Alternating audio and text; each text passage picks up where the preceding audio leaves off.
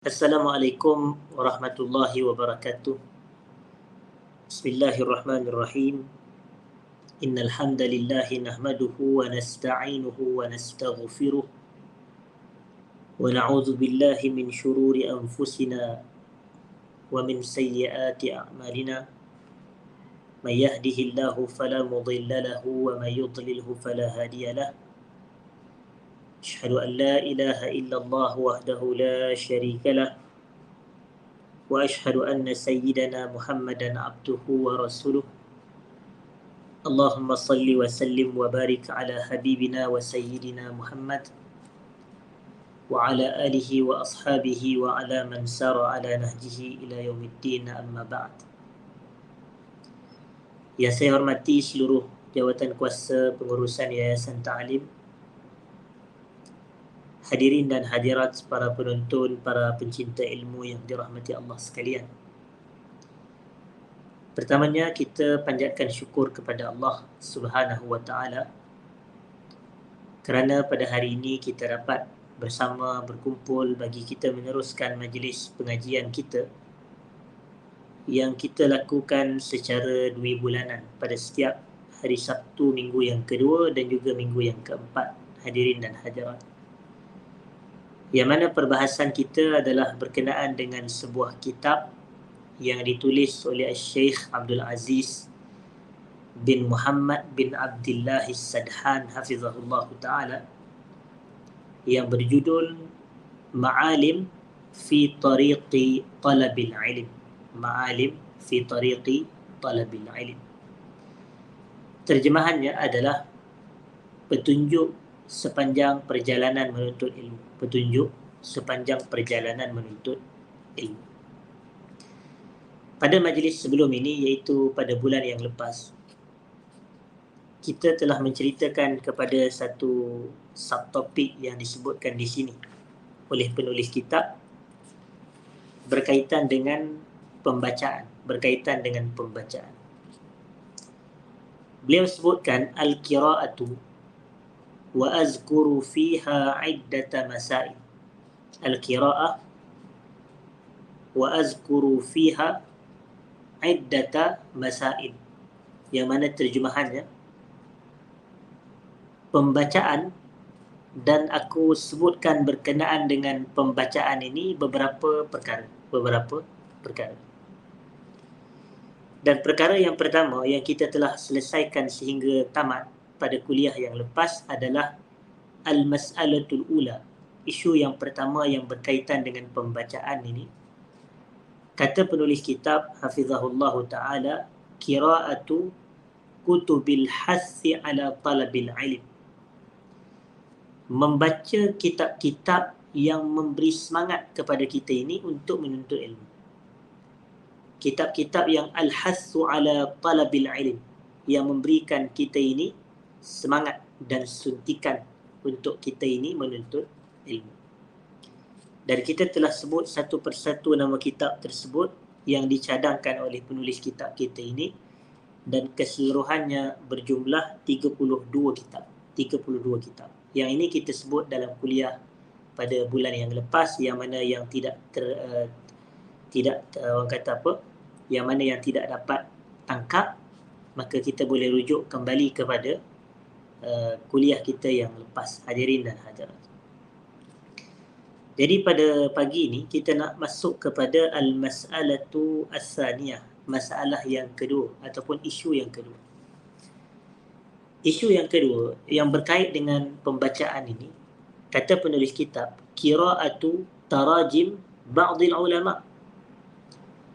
Kita membaca biografi sebahagian ulama.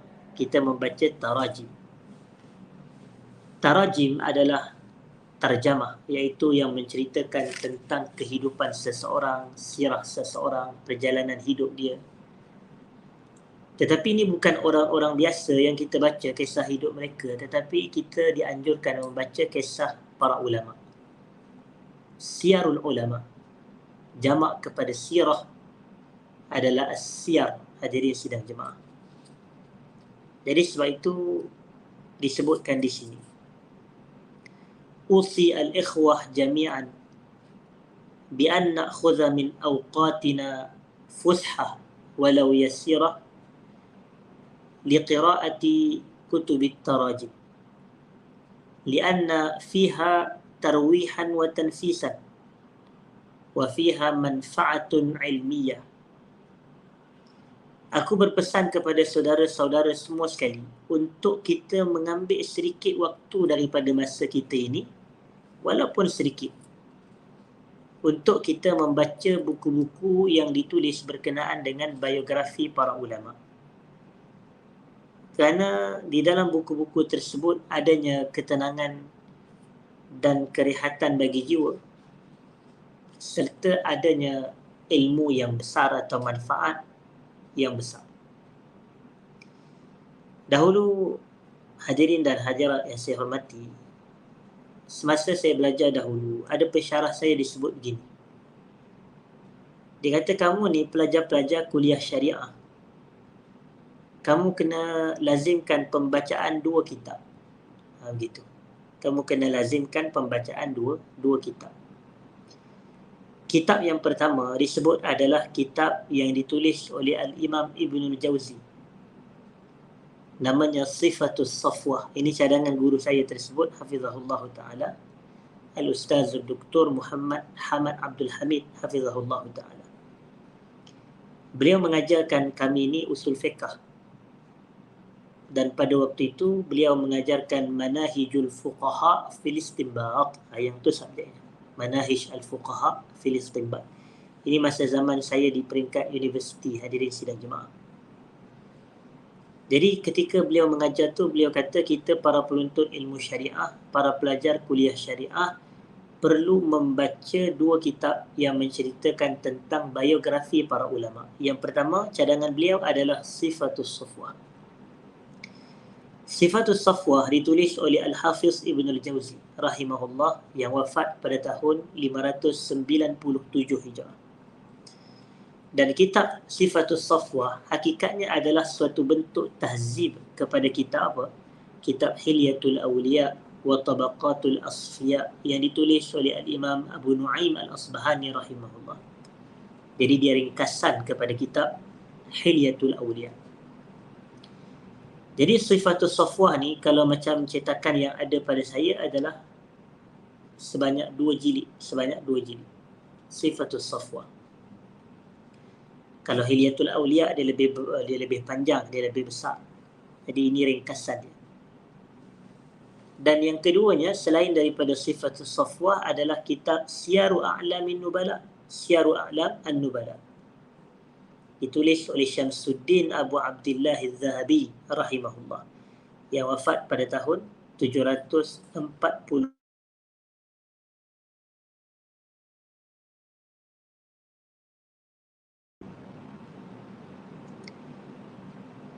Kemudian hadirin dan hadirat yang saya hormati, kita sebutkan di sini bahawasanya kenapa 2 kitab ni dicadangkan. Kenapakah 2 kitab ini dicadangkan? Jadi kenapa dia tak suruh kita membaca kitab-kitab yang menceritakan tentang, contohnya Al-Waraqat ke oleh Al-Imam Al-Haramain Abdul Malik Al-Juwaini, ataupun Al-Mustasfa ke oleh Hujjatul Islam Abu Hamid Al-Ghazali, ataupun kitab-kitab yang lain yang mencerita tentang usul fiqh. Tetapi beliau menganjurkan pelajar kuliah-kuliah syariah ini untuk membaca kitab Sifatus Safwah dan Siyaru A'lamin Nubala. Jadi tidak lain tidak bukan, hasratnya adalah supaya setiap penuntut ilmu ini dia kena tengok macam manakah sirah kehidupan ulama-ulama yang telah mendahului kita. Jadi bagus sebenarnya kalau kita kadang-kala kita perasan kepada hakikat ini, hadirin dan hadirat. Kita akan tahu bahawasanya kita kadang-kala sebagai penuntut ilmu, bila kita baca kisah-kisah para ulama yang telah mendahului kita, akhirnya kita akan menjadi lebih rendah diri sebenarnya. Kita akan jadi lebih tawaduk, akan menjadi lebih rasa segan dan rasa malu dengan apa yang telah telah mereka dahului kita, hadirin dan hadirat. Sebagai contoh saya bagi, mungkin ada sebahagian dari kalangan kita ini, kita menghadiri kuliah subuh dan kuliah duha sekarang ini, dan kemudian malam nanti kalau ada rezeki kita menghadiri kuliah maghrib, begitu. Tapi kalau kita tengok kepada sirah ulama yang terdahulu, mereka ni menghadiri majlis ilmu, kalau kita kira 3 kali tadi, mereka ni menghadiri dengan jumlah yang lebih banyak daripada kita. Jadi akhirnya kita rasa tak mampu kita nak lawan mereka ini. Sebagai contoh, Al-Hafiz An-Nawawi rahimahullah. Al-Imam An-Nawawi, beliau pernah menyebut, hadartu fil yawmi 12 darsan wa barakallahu ta'ala fi awqati. Dalam sehari aku menghadiri 12 majlis pengajian ilmu. Dalam sehari aku menghadiri 12 majlis pengajian ilmu. Lalu Allah pun memberkati masaku. Jadi kita tengok, kalau kita boleh hadir 3 kali sahaja majlis ilmu, tetapi Imam Nawawi yang meninggal pada tahun 676 Hijrah, lebih daripada 700 tahun yang lepas, hadirin dan hadirat, dah hampir 800 tahun pergi meninggalkan kita. Kita tahu, ada ulama dahulu yang jauh lebih hebat daripada kita ini. Kemudian hadirin dan hadirat, kadang kita sebagai penuntut ilmu, kita rasa ibadah kita dah semakin hebat. Contohnya, kita kata, hari ni aku solat di masjid. Lalu bila kita baca kitab-kitab sirah seperti Syiarul A'lamin Nubala, sirah yang saya maksudkan di sini biografi para ulama, seperti Syiarul A'lamin Nubala, lalu kita tengok kehidupan seorang tokoh ulama namanya Sa'id Ibn Musayyib, yang mana diceritakan bahawasanya manudiya lil azan munzu 40 sanah illa wa Sa'id ibn al-Musayyib fil masjid. Tidaklah dikumandangkan azan semenjak 40 tahun, melainkan Sa'id bin al-Musayyib telah pun berada di masjid.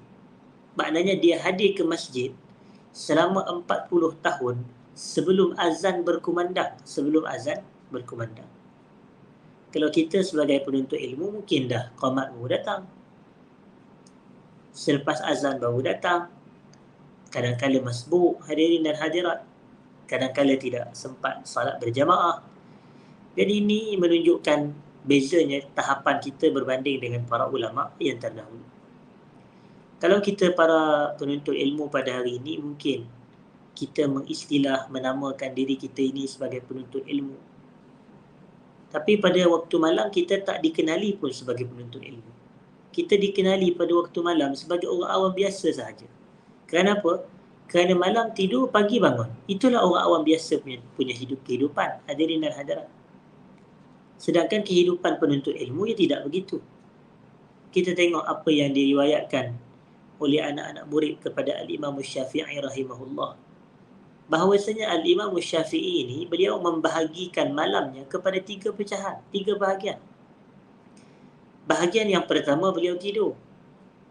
Bahagian yang kedua beliau menulis. Dan bahagian yang ketiga beliau tahajud, hadirin dan hadirat, beribadah pada waktu malam. Jadi 1/3 untuk beribadah, 1/3 untuk tidur, 1/3 untuk menulis. Jadi inilah penuntut ilmu sejati. Bukannya 3/3 tidur, hadirin dan hadirat. Jadi ini menunjukkan kepada kita, bila kita baca kitab-kitab syiar ini, akhirnya dia akan membentuk peribadi kita ni. Kita akan jadi rendah diri, hadirin dan hadirat. Kita akan rasa ada lagi jauh lagi. Sebab bila kita rasa rendah diri itu lebih baik daripada kita rasa tinggi diri, hadirin dan hadirat. Nanti kadang mungkin dia kata, aku punya hafalan kuat, ingatan aku kukuh, aku punya ilmu kuat, penguasaan terhadap kitab bagus, begitu. Seolah nanti dia akan rasa besar diri, dia rasa bangga diri. Tapi bila dia baca kitab-kitab sirah para ulama ini, dia akan kata, jauh jika nak. Orang kata, aina nahnu min akhlaqis salaf. Manakah kita jika nak dibandingkan dengan akhlak para pendahulu kita dari kalangan ulama-ulama hadirin dan hadirat. Baik, itu yang kedua. Al-mas'alatus salisah, perkara yang ketiga yang berkaitan dengan pembacaan ini. Tasjilul fawaid ala ghilafil kitab min ad-dakhil. Tasjilul fawaid ala ghilafil kitab min ad-dakhil. Wa hadha syai'un mujarrabun wa qad taqaddam. Kita ni dalam bab pembacaan, kita kena catatkan faedah-faedah pada sudut-sudut kitab kita ini. Yang ada dalam buku kita ini ada ruangan-ruangan, kita kena catatkan faedah-faedah. Lebih-lebih lagi faedah yang kita peroleh daripada guru yang mengajarkan ilmu tersebut. Maknanya pengajian ini adalah pengajian berkitab. Jadi apabila ini merupakan pengajian berkitab, kita ada kitab di tangan, kita membuka dan membaca dan mendengar syarahan daripada guru. Setiap faedah-faedah baharu yang tidak terdapat dalam kitab, ia dicatat. Ia dicatat. Dan ini yang banyak saya tekankan hadirin dan hadirat dalam majlis-majlis pengajian ilmu saya. Kadang-kadang saya perhatikan apabila saya mengadakan majlis pengajian berkitab di masjid-masjid, di surau seumpamanya, kadang-kadang apabila saya mengajar dan mensyarah, jemaah dia duk belik-belik kitab, duk cari ini, sama ada dia nak cari ataupun dia sibuk baca bab yang lain ke. Sepatutnya tidak macam tu. Dia tak perlu sibuk nak baca bab lain, muka surat lain, tajuk yang lain. Tak, dia kena fokus dengan apa tajuk yang sedang disyarah oleh guru. Itu yang pertama. Dan yang kedua, dia tidak perlu pun untuk mencari-cari ini, ustaz baca muka surat berapa, hadis yang berapa, sekian dan sekian. Tidak, hadirin dan hadirat. Kadang sampai dah separuh majlis berlalu, dia tak jumpa lagi muka surat berapa tu. Allah sayangnya kata. Dia kena pantas dalam bab-bab menuntut ilmu ni, dia kena cekap, kena pantas, kena cepat. Dia kena macam, saya bukan jenis kebiasaan saya, okey hari ni terus. Tak, saya kebiasaan saya, okey bagi yang ada kitab, kita boleh lihat pada muka surat sekian, begitu. Itu jenis saya. Jadi tak perlu nak cari-cari lagi dah, muka surat gitu. Jadi bila kita dah tahu, kita dah bagi tahu muka surat, dah jumpa muka surat, kemudian duk cari, ustaz baca dekat bahagian mana? Tak. Kalau apa faedah maklumat yang ustaz sebut tidak ada dalam buku, yang itulah yang dicatat. Yang ni lah sifat seorang murid.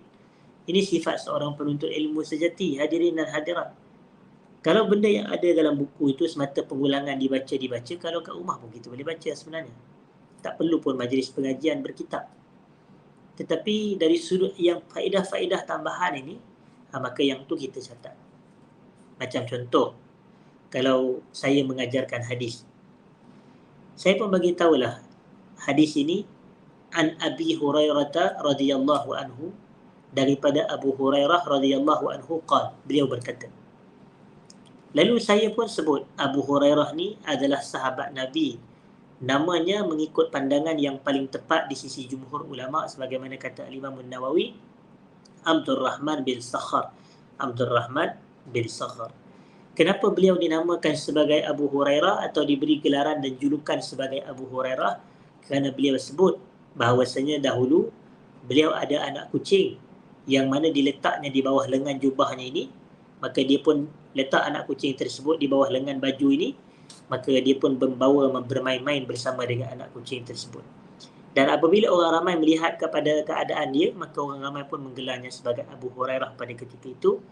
Dan ini disebutkan oleh Al-Imam Ibnu Hajar Al-Asqalani dalam kitabnya Al-Isabatu fi Tamyiz Sahabah. Apa yang saya sebutkan Abdul Rahman bin Sakhar, sebab asal-usul gelaran Abu Hurairah disebut dalam Al-Isabah fi Tamyiz Sahabah, yang ini tidak ada pun dalam kitab. Jadi catatlah yang tu. Maknanya, okey, Abu Hurairah ni Abdul Rahman bin Sakhar. Itu nama dia. Kenapa dia dinama? Yang ni catat. Tapi dia nak cari, dekat mana ustaz sebut yang apa? Tak ada pun. Jangan macam tu. Yang tu dalam buku memang tak sebut. Tapi kita ni sebagai penuntut ilmu, kita kena tambah catatan-catatan faedah yang baharu ini di bahagian kitab, bahagian dalam kitab itu. Dan ini percayalah, ingatan kita ini akan lebih kukuh, hadirin dan hadirat. Ingatan akan lebih kuat. Sebab itu kata para ulama, sebagaimana yang disebutkan oleh Al-Khatibul Baghdadi antaranya, qayyidul ilm bil kitabah, qayyidul ilma bil kitabah. Ikatlah ilmu ini dengan menulis. Ikatlah ilmu dengan menulis. Baik. Al-mas'alatu rabi'ah. Al-mas'alatu ar-rabi'ah. Perkara yang keempat. Perkara yang keempat. Jam'ul fawaid idza faragha min qira'ah idza faragha min qira'ati 'iddati kutub. Baik, terjemahan dia. Dalam bab pembacaan ni, kita kena menghimpun atau mengumpulkan faedah-faedah apabila kita telah selesai membaca beberapa buah kitab. Maknanya katakan kalau kita dah selesai baca beberapa buah kitab, kita kena kumpulkan faedah-faedah yang kita perolehi daripada kitab-kitab tersebut. Dah baca, kumpulkan faedah. Yang ni adalah antara isu yang keempat. Waqad sabaqa zikruh, dan kita telah sebutkan sebelum ini sebenarnya berkaitan dengan isu ini. Baik. Kemudian al-mas'alatul khamisah. Al-mas'alatu al-khamisah. Perkara yang kelima. Perkara yang kelima. Perkara yang kelima yang berkaitan dengan pembacaan hadirin dan hadirat yang saya muliakan. Qira'atul mawadhi' wal munasabat al-mawsimiyah qabla awqatiha. Terjemahannya, membaca beberapa perkara-perkara dan peristiwa-peristiwa yang bermusim sebelum tibanya kedatangan musim tersebut. Membaca beberapa perkara ataupun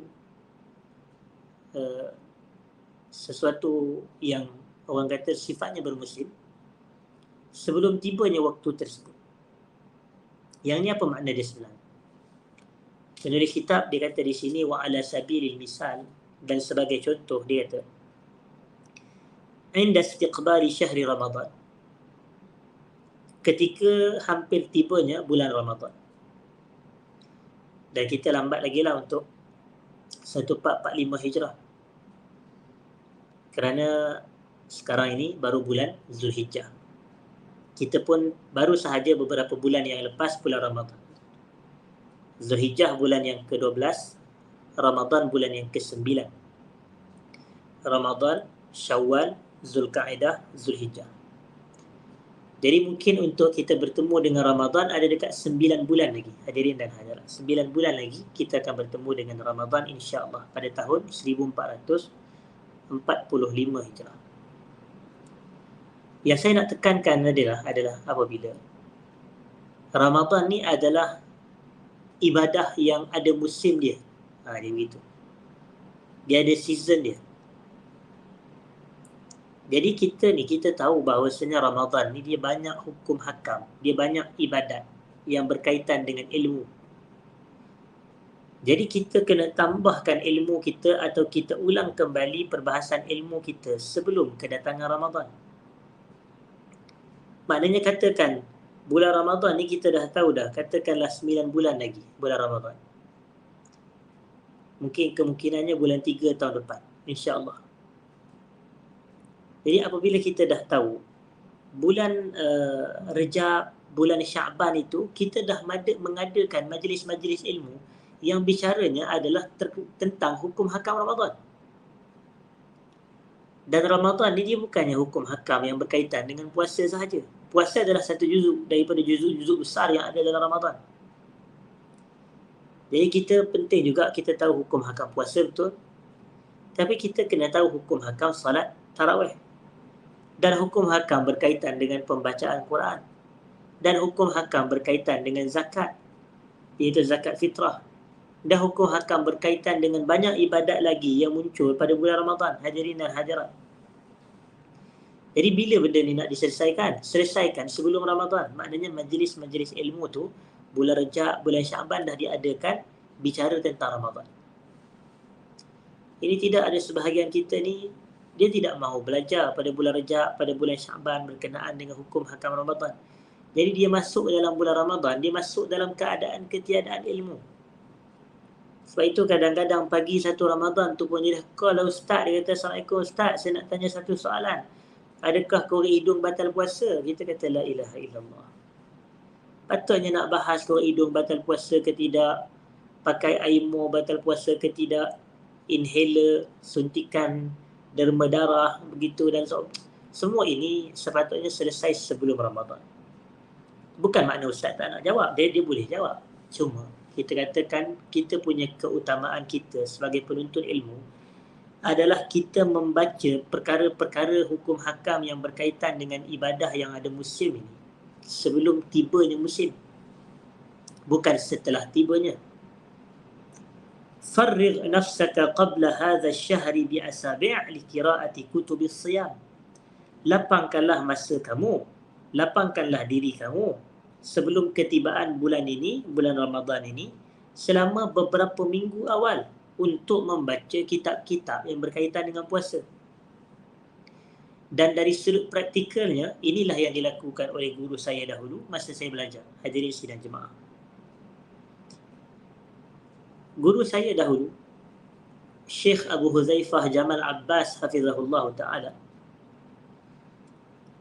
beliau selalu ajak kerana kami berjiran, kalau nak dekat dengan Ramadan, beliau akan selalu baca kitab-kitab yang berkaitan dengan kitab siyam.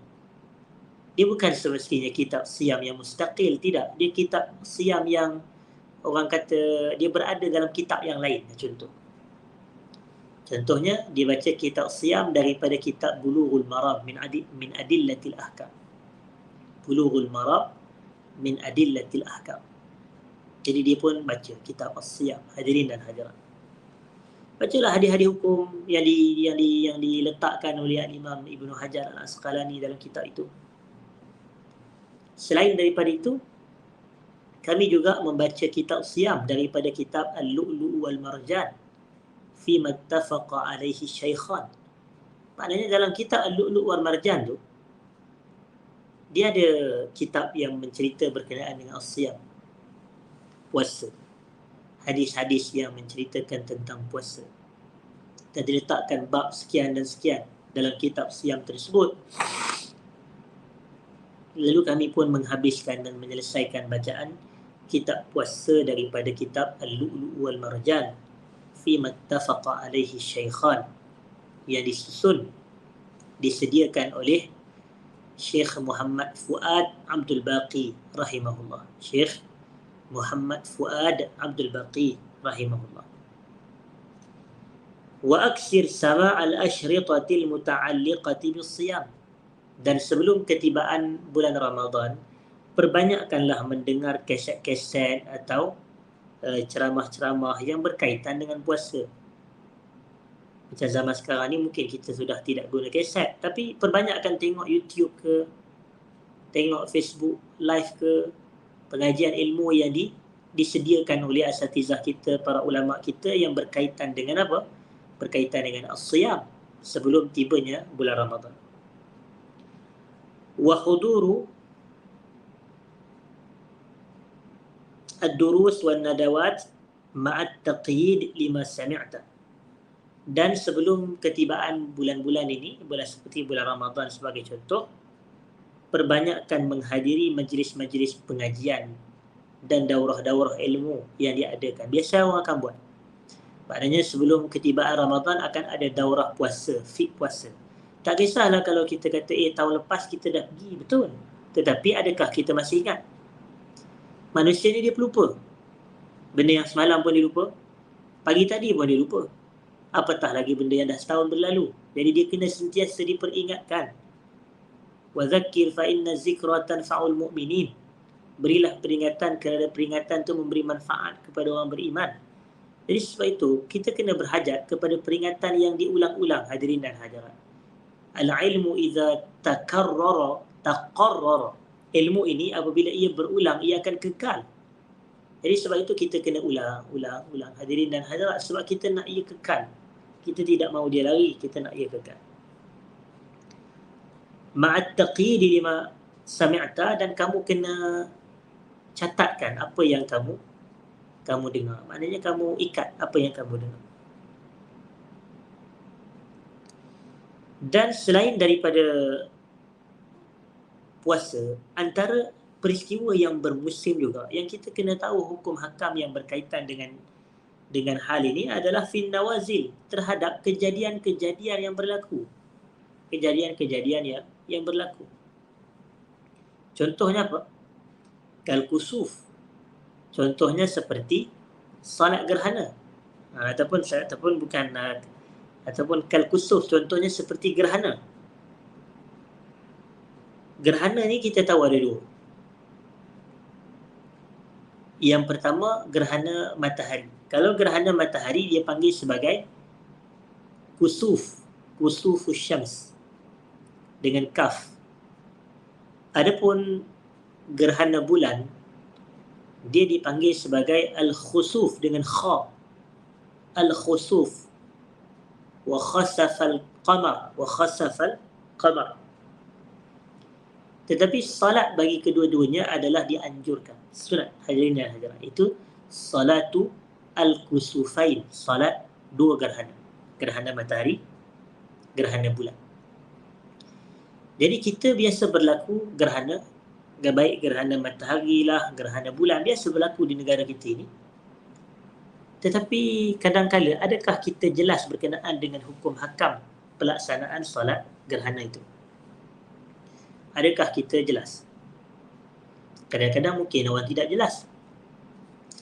Dia pun mungkin, saya tak pernah buat pun solat gerhana. Sayanglah.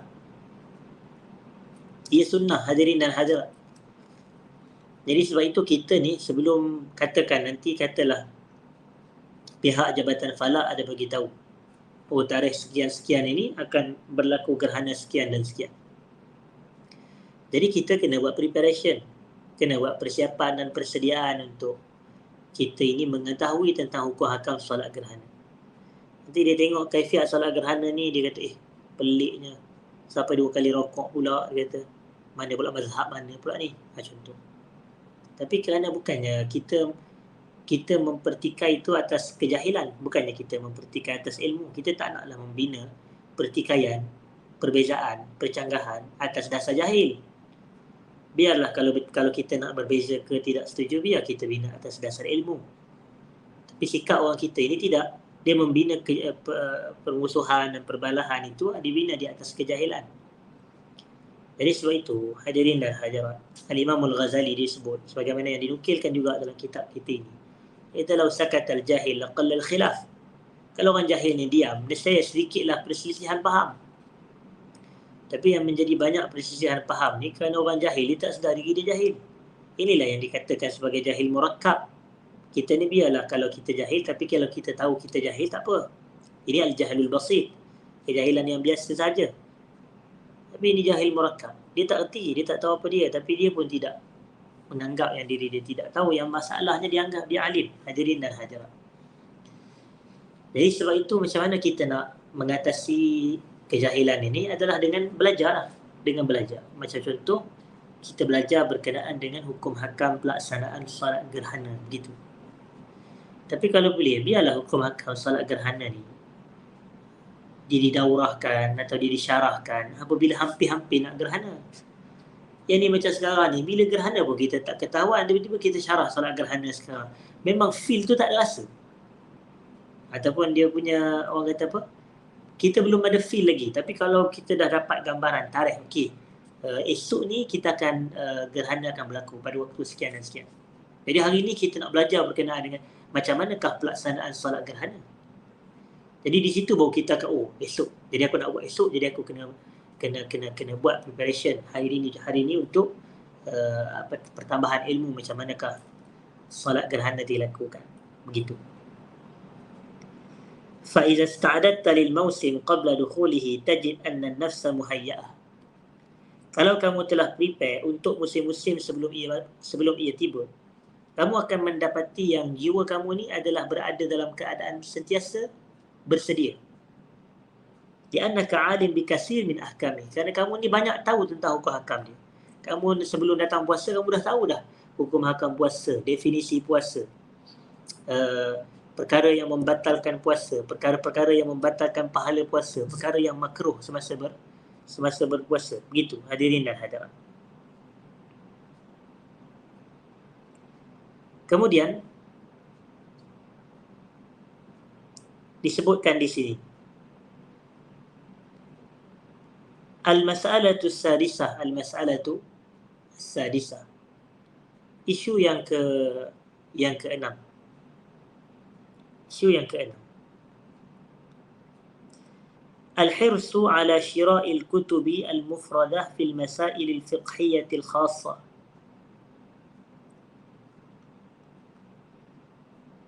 Kita bersungguh untuk membeli kitab-kitab yang mufradah fil masail al-fiqhiyyah al-khassah. Yang ini sangat penting. Kitab mufradah ni dia macam kitab mustaqillah. Dia ada kitab ni, kitab yang sifatnya dhimni, sifatnya dhimni. Ada kitab ni dia sifat dia mustaqil. Dhimni ni apa? Mustaqil ni apa? Mustaqil ni sebagai contoh, kitab tu memang cerita dia tentang puasa je. Gitu. Tapi kalau dhimni pula, dia ni kitab Sahih Bukhari, tapi dalam Sahih Bukhari tu adanya kitab puasa. Macam tu. Jadi puasa tu salah satu juzuk dalam kitab tu, padahal dia ada Kitabul Bad'il Wahyi, contoh, Kitabul Iman, Kitabul Ilmi, begitu. Tetapi yang ni kata penulis kitab, kita kena beli kitab-kitab yang mufrad, yang bicaranya memang tentang satu topik saja. Fil masailil fiqhiyatil khassah, terhadap permasalahan fiqh yang khusus. Sebagai contoh, kitab tu ceritanya tentang solat tarawih. Di satu kitab yang nipis cerita tentang solat tarawih dan hukum hakam yang berkait dengan solat tarawih. Dalam ni contohnya kitab yang disebutkan mislu kitab muta'alliq bil witir. Kitab ni khas tentang witir sahaja. Macam contoh tajuk dia al-witru wa ahkamuh. Witir dan hukum hakam. Begitu. Jadi kita pun baca selesai dah kefahaman kita tentang solat witir. Kemudian wa akhar muta'alliq bil i'tikaf. Manakala satu kitab yang lain adalah bicaranya berkenaan dengan i'tikaf sahaja. Maknanya tajuknya ahkamul i'tikaf, hukum hakam i'tikaf. Jadi kita memang bacaan kita adalah bacaan yang berfokus. Bacaan kita adalah bacaan yang berfokus. Hadirin dan hadirat yang saya muliakan. Jadi bacaan yang berfokus ini dia akan memudahkan kefahaman kita. Penguasaan kita akan lebih kukuh, hadirin dan hadirat. Bila kita baca kitab tu, tajuk tu, satu kitab tu tulis tentang satu tajuk yang umum sahaja. Begitu. Famislu hadzal kitab, kitab-kitab seperti ini, walau kana saghiran, walaupun dia nipis saja, fa innahu law lam yakun min fawaidihi illa annahu dzakara al-maraji' wal masadir bi ajza'iha wa safahatiha la kafa. Kitab-kitab seperti ini, walaupun nipis saiznya, tapi kalaulah faedah-faedahnya tidak ada, kecuali dia menyebutkan tentang sumber rujukan, tentang sumber-sumber asal, maka ini pun telah mencukupi. Waqad jama'a laka atraf al-masalah. Maknanya separuh masalah tu kita dah dapat. Macam contoh dia kata perbahasan berkenaan hukum hakam witir ni, rujuk kitab Al-Majmu' Syarah Al-Muhazzam sebagai contoh. Dinukilkan daripada Al-Majmu'. Jadi kita tak perlulah pergi kepada Majmu'. Sebab apa? Sebab kita dah baca dalam kitab ni. Melainkan kalau kita nak double confirm betul ke apa yang disebut tu. Begitu. Tapi kita sikahlah dengan penulis kitab. Lebih-lebih lagi ulama-ulama kita yang amanah dengan amanah ilmu. Hadirin dan hadirat. Begitu.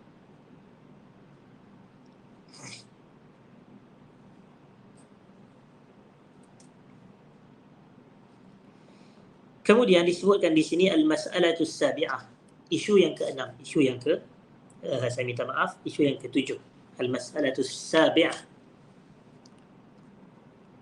muhawalatu fahmil kitabi walau istada'a dzalika i'adah qira'atihi marra aw marratain.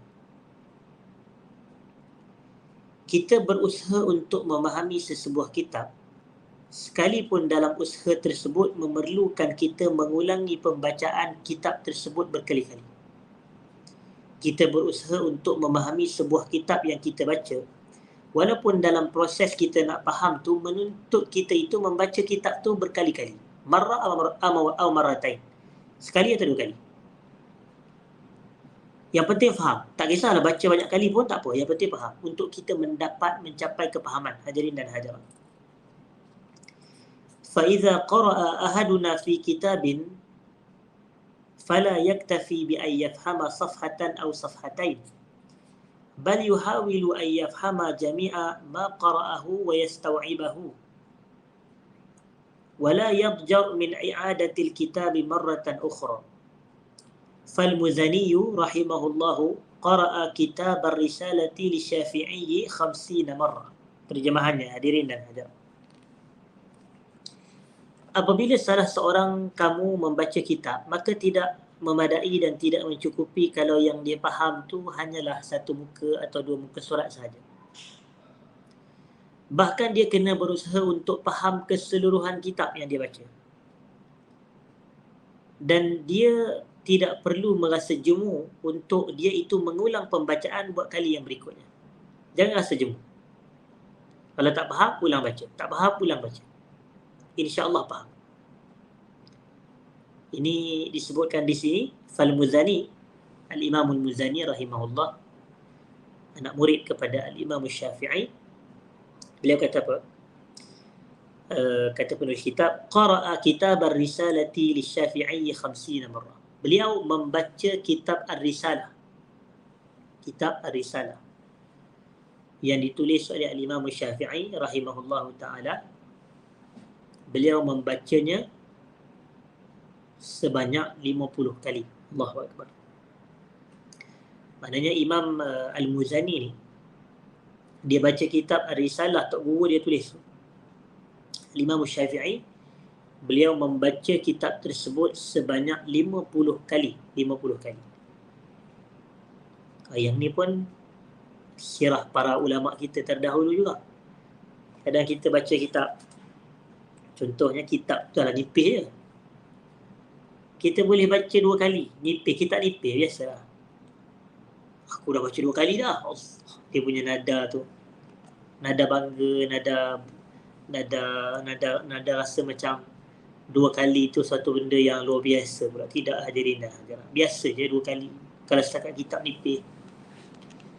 Tetapi kita tengok, ada lagi ulama yang sebelum kita ini, Al-Imam Al-Muzani sebagai contoh, rahmatullah alaih, beliau mengatakan ataupun beliau membaca kitab Risalah ini sebanyak 50 kali. Kemudian disebutkan Al-Mas'alatus Saminah, isu yang ke-8,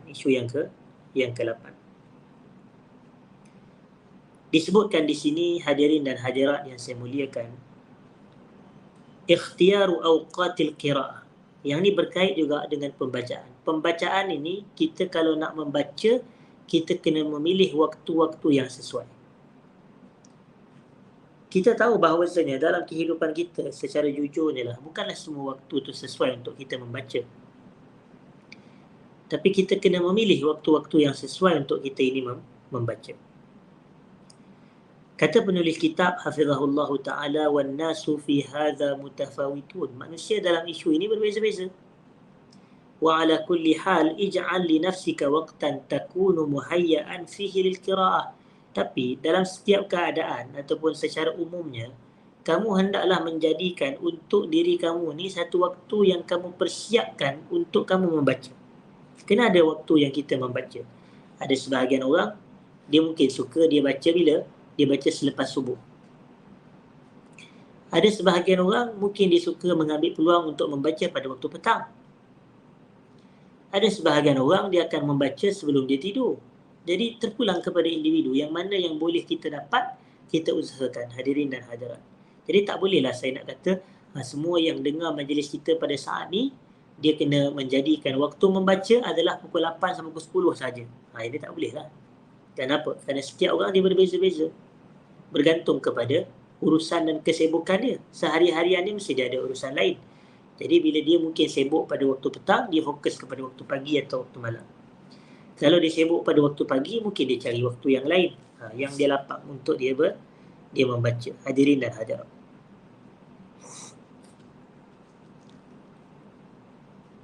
Kemudian kita nak beralih pula kepada tajuk yang berikutnya, hadirin dan hadirat yang saya muliakan.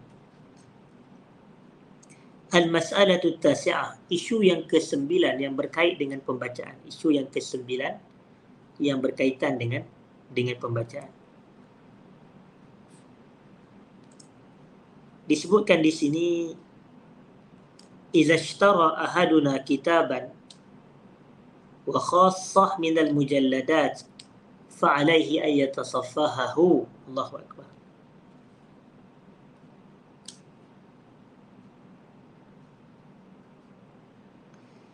Apabila salah seorang dari kalangan kita ini membeli kitab, lebih-lebih lagi kitab yang berjilid-jilid,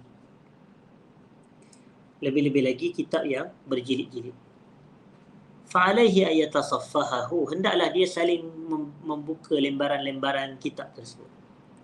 Dia kena buka, kena tengok dalam dia, hadirin dan hadirat. Fafi ba'dil kutubi bayad wa fi ba'dil ahayin yakunu ma 'ala zahril kitab mughayiran lima bidakhilih. Faqad yakunu raqam al-mujallad 'ala ghilafil kitab mukhalifan li raqamihi fi dakhil. Baik. Jadi kadang-kala akan ada berlaku sedikit kesilapan yang ada dalam kitab tersebut. Jadi kita kena buka, hadirin dan hadirat. Kita kena cek tengok.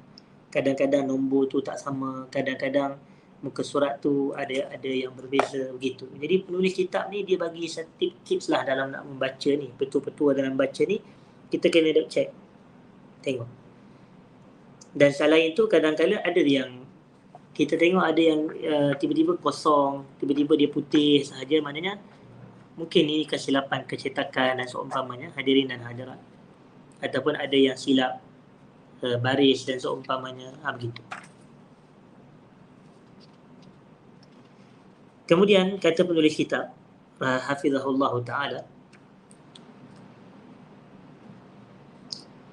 "Wal'an azkuru laka qadiyataini muhimmataini fi talabika lil'ilm."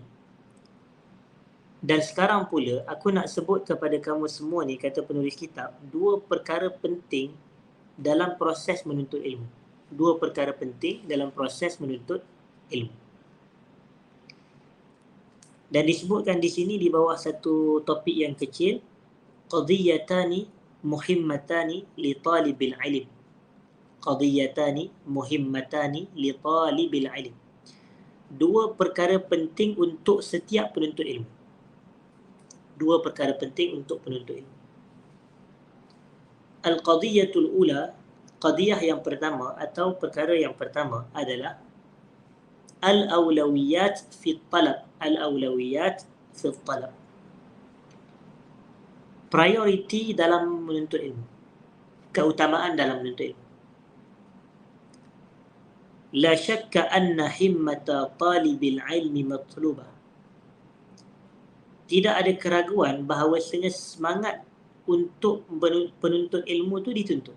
Semangat untuk para penuntut ilmu tu ia dituntut. Lakinnaha qad ya'tariha khawrun wa naqas. Tetapi semangat ni kadang-kala ia boleh didatangi dengan, ataupun dia boleh datang kekurangan, dia boleh luntur. Bal qad tamut, bahkan semangat tu boleh mati pun.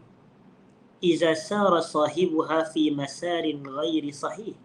Kalaulah pemilik semangat tu dia berjalan di lapangan yang tidak tepat.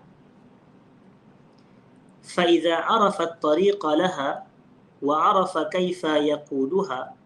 Kalaulah dia ini mengetahui jalan yang betul dan dia mengetahui cara untuk dia memimpin dan dia memandu semangat dia itu, fa innahu sayahsidu simaran kathira, maka dia akan memperoleh ganjaran ataupun hasil yang begitu besar. Wa ba'du at-talabati yukhti'u fayuhammilu nafsahu ma la tutiq. Sebahagian pelajar, sebahagian penuntut ilmu, mereka tersilap jalan, tersilap langkah. Lalu dia memberatkan dirinya dengan sesuatu yang dia sendiri tak mampu nak pikul. Fayuhawilu an yasila ila natijatin kabiratin fi muddatin qasirah. Dia berusaha untuk sampai kepada suatu natijah yang besar dalam tempoh yang singkat. Mana mungkin ini? Dia nak dapat hasil yang banyak dalam tempoh 2 minit sahaja contoh. Dia belajar setengah jam dalam kuliah maghrib, dia nak jadi ulama. Mana boleh, hadirin dan hadirat. Fa idza lam tatahaqqaq فإذا لم تتحقق تكون لديه آثار عكسية في مسار طلبه للعلم. Kalaulah perkara ini kita tak cepat betulkan, nescayalah dia akan memberi kesan-kesan negatif dalam perjalanan dia untuk dia menuntut ilmu. Walaqad wada'a salafuna ma'alima fi awwal hadha at-tariq. Para ulama kita yang terdahulu, mereka telah meletakkan petunjuk-petunjuk berkenaan dengan perjalanan menuntut ilmu ini. Man sara fi dawiha aflah. Siapa yang berjalan di bawah cahaya petunjuk ini, dia akan selamat, dia akan berjaya. Wa amma man ista'jala syai' qabla awanihi fa innahu qad yu'aqab bihirmani. Siapa yang gopoh-gapah sebelum sampainya waktunya, maka dia akan diuji atau boleh jadi terhalang daripada mendapatkannya. Fakam min talibi ilmin kana yura fi halaqatin yuzahimu tullab al-ilm. Fama hiya illa muddatun qasiratun hatta bada'a fi at-taghayyur. Thumma inqata'a bil kulliyah. والسبب أنه سار في طريق لا يستطيع أن يقطعه إلا بأمور ما زال يفتقدها وإليك بعض الأمثلة التي تبين لك هذا. Kata penulis kitab, dia kata berapa ramai dari kalangan penuntut ilmu yang dilihat berada dalam majlis-majlis ilmu, berada bersama dengan kesesakan para pelajar penuntut ilmu yang lain, tetapi ia tidak berlaku melainkan dalam tempoh yang singkat sahaja. Mungkin dia hadir sekali dua je kuliah ceramah, sehinggalah akhirnya berubah, sehinggalah akhirnya dia terhenti terus daripada menghadiri kuliah. Lama dah tak nampak, bertahun tidak menghadiri kuliah. Sebabnya kerana dia melalui jalan yang silap. Dia salah dalam proses dia menuntut ilmu. Jadi disebutkan di sini beberapa contohlah untuk menjelaskan tentang hal ini.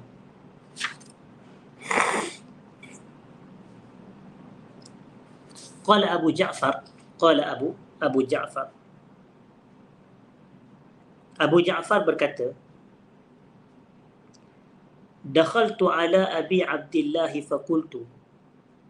Suatu hari aku pergi bertemu dengan Abu Abdullah, dan Abu Abdullah di sini merujuk kepada Imam Ahmad bin Hanbal,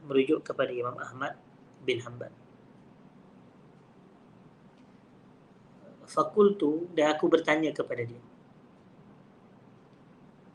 atawadda bima'in nurah. Bolehkah seseorang itu berwuduk dengan air bunga? An-nurah ni bunga. Kemudian Imam Ahmad kata, ma uhibbu dhalik. Aku tak suka perkara tersebut. Qultu, Abu Ja'far ni dia tanya lagi, atawadda bima'il baqila. Boleh ke seseorang itu berwuduk dengan air kacang buncis? Baqila ni kacang buncis. Qala, Imam Ahmad kata, ma uhibbu dhalik. Aku tak suka. Qultu, dia tanya lagi soalan yang ketiga, atawadda bima'il ward. Boleh tak nak berwuduk dengan air bunga ros, bunga mawar, hadirin dan hadirat? Imam Ahmad kata, ma uhibbu dhalik. Aku tak suka. Fakumtu, aku pun, dalam bahasa kita belah, aku pun beredar. Fata'allaqa bi thawbi. Kemudian dia pegang baju aku. Imam Ahmad dia pegang baju Abu Ja'far ni. Summa qal, kemudian Imam Ahmad tanya pula kepada aku, ish taqul idza dakhalta al-masjid. Apa yang awak baca bila awak masuk masjid? Fasakattu, aku pun diam. Faqal, dan Imam Ahmad tanya lagi, wa ish taqul idza kharajta min al-masjid. Apa yang awak baca bila awak keluar daripada masjid? Fasakattu, aku pun diam. Maknanya dia tak tahu baca apa. Faqal, lalu Imam Ahmad kata, izhab fata'allam hadza. Pergilah kamu dan belajarlah yang ni dulu. Kadang-kadang orang kita ni ditanya soalan-soalan yang pelik-pelik, hadirin dan hadirat. Nak berwuduk dengan air bunga, air kacang buncis, air bunga ros. Ini soalan apa ni? Rupanya dalam masa yang sama, doa masuk masjid, doa keluar masjid pun dia tidak tahu. Dia tidak tahu ini apa kita punya prioriti, apakah keutamaan kita, hadirin dan hadirat. Biarlah kita belajar yang basic dulu. Ini kadang-kadang macam-macam, tanya itu, tanya ini. Tapi dia keluar rumah pun dia tak baca doa. Duduk masuk rumah pun tak ada doa. Masuk bilik air pun tak baca doa. Keluar bilik air tak baca doa. Masuk masjid tak baca doa. Keluar masjid tak baca doa. Sedangkan ini adalah basic hari-harian kita. Hari-hari kita masuk ke dalam tandas. Hari-hari kita keluar daripada rumah, masuk ke dalam rumah. Hari-hari kita masuk dalam masjid, keluar masjid. Takkan kita tak tahu benda ini? Kalau nak berwuduk dengan air bunga air bunga kertas, adakah benda itu hari-hari nak dilakukan? Sedangkan dalam keadaan yang sama, air mutlak banyak. Hadirin dan hadirat, kita ada 7 air mutlak. Kita ada air laut, kita ada air hujan, kita ada air sungai, kita ada air salji, kita ada air perigi, kita ada air mata air, kita ada air embun. Jadi ada 7. Kenapa sampai kacang buncis soalan dia? Begitu. Jadi fahadha rajul, lelaki ni, kata penulis kitab, bada'a tariqahu bisu'ali an masail qad takunu nadira. Lelaki ni dia tanya, dia mulakan persoalan dia tanya tentang perkara-perkara qad takunu nadirah, tentang perkara-perkara yang nadir. Nadirah ni benda yang jarang-jarang orang tanya lah. Yang jarang-jarang orang tanya. Wa taraka ma huwa aham wa aula, dan dia meninggalkan sesuatu yang lebih penting dan lebih utama. Apa dia? Doa masuk masjid. Dia hari-hari masuk masjid, takkan tak baca bismillah tawakkaltu ala Allah la haula wala quwwata apa nama doa masuk masjid, Allahumma inni as'aluka min fadli, ataupun itu doa keluar masjid, Allah maftahli abwaab rahmati. Jadi bacalah bismillah alhamdulillah wassalatu wassalam ala rasulillah Allahumma maftahli abwaab rahmati. Dan nak keluar masjid, bismillah alhamdulillah wassalatu wassalam ala rasulillah Allahumma inni as'aluka min fadli. Begitu. Nak masuk rumah, bismillah tawakkaltu ala Allah la haula wala. Nak masuk rumah, bismillah walajna bismillah kharajna wa ala rabbina tawakkalna. Nak keluar rumah, bismillah tawakkaltu ala Allah la haula wala quwwata illa billah. Masuk tandas, Allahumma inni a'udzubika minal khubuth wal khaba'ith. Bila keluar kita ghufranak alhamdulillahilladzi azhaba 'anil azza wa afani. Jadi baca, hadirin hadirat, amalkan. Hafal dan amalkan. Wa kadzalika, begitu juga kata penulis kitab ini hafizahullah taala, ja'a rajul, datang seorang lelaki, wa kana nabilan kabiran lihyah ila majlisil a'mash. Ada seorang lelaki ni, dia janggut dia panjang, penampilan dia nampak kemas lah. Dia datang kepada majlis yang dijalankan oleh Al-Imamul A'mash. Al-Imamu Al-A'mash, Sulaiman ibn Mihran Al-A'mash. Fasa'alahu an mas'alatin khafifatin fi salah. Dan dia bertanya kepada Imam A'mash ni soalan yang sangat simple sahaja berkaitan dengan salat. Qala rawi, perawi cerita ini disebutkan dalam kitab Siyarul A'lamin Nubala. Faltafata ilaina al-A'mashu faqala. A'mash pun dia tengok kepada kami ni, para murid dia yang hadir dalam majlis tersebut. A'mash kata, unzur ilaih, tengoklah si fulan ni, lihyatahu, tengok janggut dia. Tatahammal hifdha, ataupun tatahammal hifdhu 4,000 hadis. Janggut dia tengok punya begitu nampak hebat, apa semua nampak macam ulama lah kan. Nampak gaya macam dia hafal 4,000 hadis. Wa mas'alatuhu mas'alatu sibyanil kutab, tapi soalan yang dia tanyakan tu adalah soalan budak-budak tadika. Hadirin dan hadirat, kutab ni adalah sekolah kepada budak-budak kecil. Bahasa kita ni macam tadika lah. Soalan ni soalan budak-budak yang belajar kat tadika. Gitu. Jadi apa makna di sini? Fahadha rajul awghala fi amrin wa taraka ma huwa aham min dhalika al-amr. Lelaki ni duk fokus kepada, ialah pada penampilan, sekian pakaian dan perwatakan dan perawakan, hadirin dan hadirat. Tapi dia tinggalkan sesuatu yang lebih penting daripada itu. Wa hadha mimma yu'abu bihi tullabul ilm. Ini antara perkara yang mengaitkan bagi para penuntut ilmu apabila kita tidak mengetahui apakah keutamaan kita ini dalam menuntut ilmu. Baik. Kemudian hadirin dan hadirat yang saya hormati, disebutkan di sini. Dakhala Ibnu Jurayj ila majlis Ata' ibn Sa'ib fi awal talabihi lil ilm. Wa kana fil majlis Abu Umayr ahadul a'immah. Faqal qara'ta al-Qur'an? Qultu la. Qala fazhab faqra'hu summa atlubil ilm. Fazhabtu فغبرت زمانا حتى قرأت القرآن ثم جئت عطاء وعنده عبد الله فقال قرأت الفريضة؟ قلت لا. قال فتعلم الفريضة ثم أطلب العلم فطلبت الفريضة ثم جئت فقال الآن فاطلب العلم فلزمت عطاء 17 سنة. Terjemahan hadirin dan hadirat.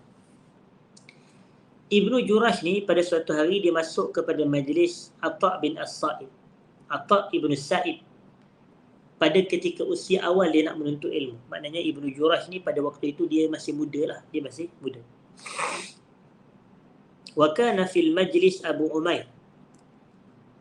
Dan berada dalam majlis tersebut Abu Umair, salah seorang tokoh ulama. Dan Abu Umair ni dia berkata kepada Ibnu Jurayj, qara'tal Quran, kau dah belajar Quran ke?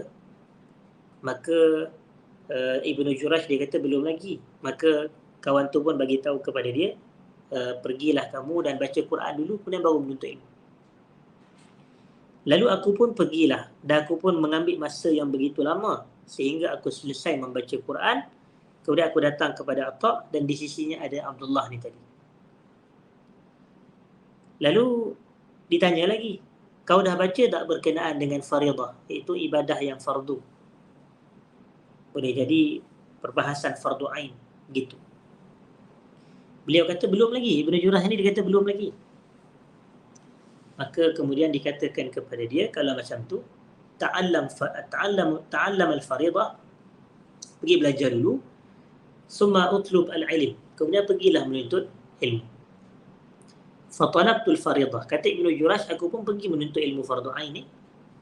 Kemudian faqal, ataupun aku pergi belajar benda yang fardu ni, kemudian aku datang lagi. Barulah dikata kepada Ibnu Jurayj, al-an fatlubil ilm, maka sekarang tuntut ilmu.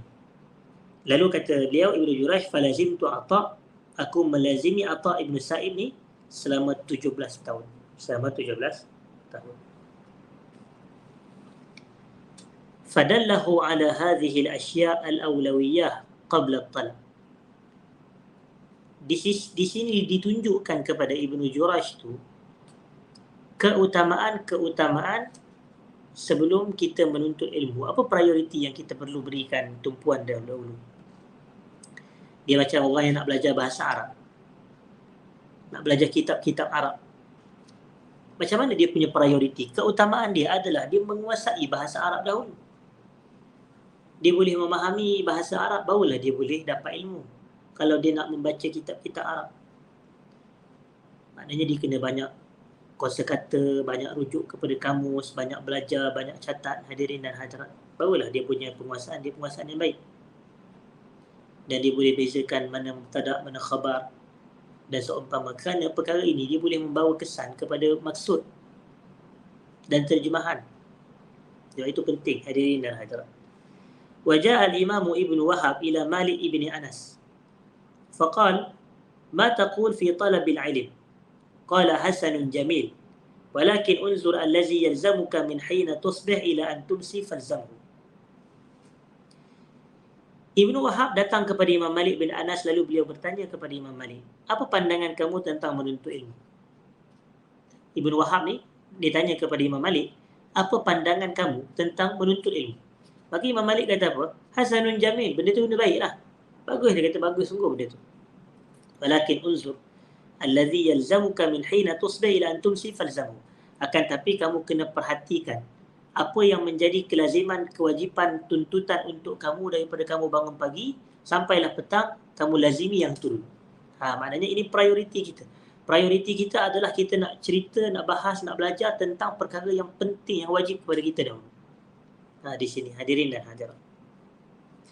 Walidha فإن بعض طلاب العلم إذا ذكر بأمور يرى أنك تستصغره وأنك تحقر من شأنه ولا شك أن هذا مدخل للشيطان. أليس من العيب على بعض طلبة العلم أنهم يجهلون أمورا تمر عليهم في اليوم والليلة 5 مرات؟ الله أكبر.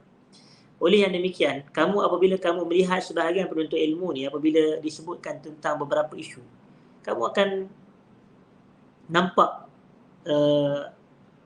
kita ni nampak dia ni macam Allah tak tahu apa, nampak lekeh. Hadirin dan hadirat. Dia kata bukankah menjadi suatu keaiban bagi sebahagian penuntut ilmu, mereka tidak tahu perkara-perkara yang hari-hari lalu kepada mereka, perkara-perkara yang wajib. Macam contoh orang tanya tentang taharah, hari-hari taharah, hari-hari berwuduk. Orang tanya tentang mandi wajib, orang tanya tentang salat, orang tanya tentang itu dan ini. Perkara hari-harian, tapi penuntut ilmu ni dia tidak tahu. Hadirin dan hadirat. Dan yang terakhir sebelum kita tutup, وَهَذِهِ كُتَيْبَاتْ أُوصِي بِهَا مَنْ بَدَأَ فِي طَلَبِ الْعِلْمِ. Dan ini adalah beberapa kitab-kitab yang nipis, kutaibat, yang aku sarankan dan nasihatkan untuk dimulai oleh setiap penuntut ilmu. Maknanya kita kalau penuntut ilmu ni nak mula baca, bacalah kitab ni dulu. Apa dia? Yang pertamanya disebutkan di sini, Zadul Muslim Al-Yawmi. Zadul Muslim Al-Yawmi. Maknanya, bekalan harian seorang Muslim. Tajuk dia gitulah. Bekalan harian seorang Muslim. Li Syekh Abdullah bin Jarillah, oleh Syekh Abdullah bin Jarillah. Yang kedua, kitab yang sangat dicadangkan oleh setiap yang baru nak mula belajar ilmu. Setiap penuntut ilmu di peringkat permulaan, mereka ni beginner. Mereka beginner. Yang kedua adalah Al-Arba'un An-Nawawiyah. Al-Arba'un An-Nawawiyah. Wa hadzal kitab jama'a fihi muallifuhu 42 hadithan. Kitab hadis 40 ini, penulisnya menghimpunkan 42 hadis. Wahia ahadithun tata'allaku bil aqaid wal ibadat. Wahia ahadithun sahihatun wa hasanah. Dan 42 hadis ini adalah hadis-hadis yang berkaitan dengan akidah dan ibadat, bahkan akhlak. Dan ia merupakan hadis-hadis yang sahih dan juga hasan. Hadis-hadis yang sahih dan juga hasan. Yang ketiganya, antara kitab yang baik untuk dibaca oleh penuntut ilmu peringkat permulaan adalah Kitab Tauhid, Kitab At-Tauhid. Hadirin dan hadirat. Tapi penulis kitab dia bagi cadangan, dia kata bihasyiati Syekh Ibn Qasim rahimahullah. Tapi kena tengok hasyiah Ibn Qasim. وهذا الكتاب مخدوم ولله الحمد خدمات كثيرة فالشروح والتعليقات عليه كثيرة.